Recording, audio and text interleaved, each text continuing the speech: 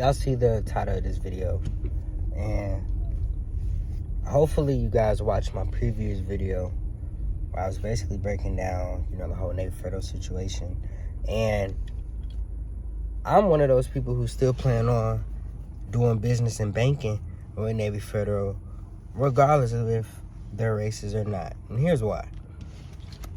As I mentioned in the last video, a lot of black people do, or a lot of people who are offended by the whole Navy Federal news of, the 9 people mortgages, this, that, and the third. A lot of those people are not going to do anything and other than complain rather than going to go find solutions.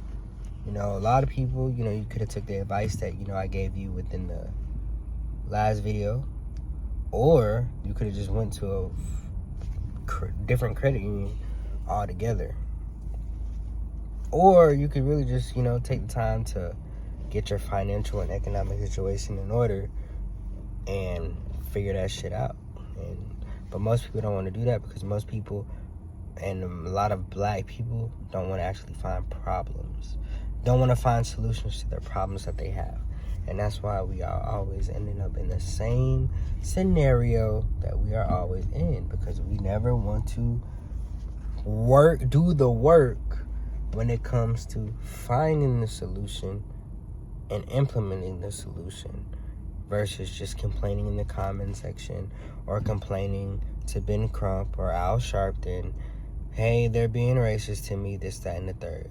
And, the same type of things happen to the Asian community. Does the Asian community complain? No, they don't complain. You want to know why the Asian community doesn't complain when these banks are racist towards them? It's because, 1, the Asian community has cash in the bank, and 2, the Asian community focuses on solution and solutions only. In fact, they focus so much on solutions that you don't hear about Asians, having as many issues as the black community. And in this day and age, 1, because Asians focusing on owning everything. Every corner in the hood, whether it's a liquor store, whether it's a nail salon, whether it's a restaurant, they're owned by Asians. They have their own money, they have their own cash in the bank because they found their own solution.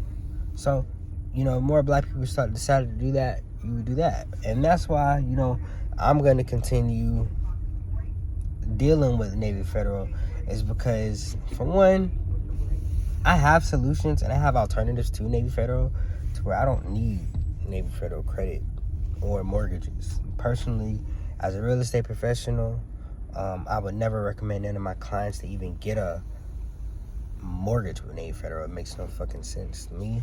And they're probably one of the worst people that you can get an actual mortgage with. But that's neither here or there. 2, Navy Federal actually offers great benefits when you actually have your shit together. A lot of black people, who are complaining, are a lot of y'all, those automated systems, are pretty much based off of if you have money in the bank or not. And a lot of niggas who try to get mortgages or try to get, financing and shit, a lot of niggas be doing fraud and shit. And a lot of y'all really don't have no money in the bank. So when y'all apply, the automated systems are not going to favor you in no way, form, or fashion. But people don't want to have that conversation.